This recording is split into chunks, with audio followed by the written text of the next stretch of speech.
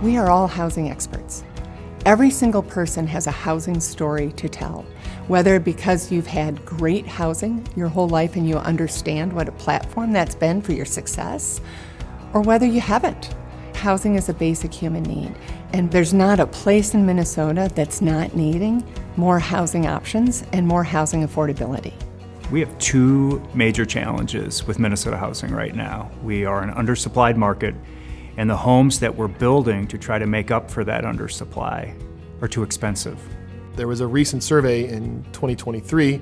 It asked people whether they rent or own, their age, their race, and income, and by a 2-to-1 margin, the answer was, we want more housing. Even if they already own or rent, they have their children, and they think, okay, well, will my son or daughter be able to buy a house, a townhome, a condo, anything in that same community?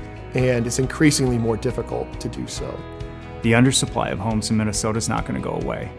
There's one way out, and that's to build our way out.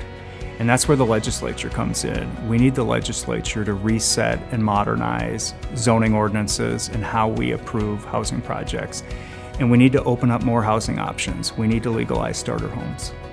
I really believe in local control, but I think there's sometimes it's important that the state has to step up and find and help with the solutions.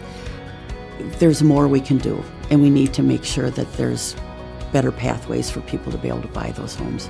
One reason that I think it's important for the state to take some leadership here is because I was really proud of the reforms that my community passed, but it took about 2 years of studies and hearing after hearing, and I'm really glad about the changes we did make, but I don't think it's reasonable for every community across the state to have to go through that process.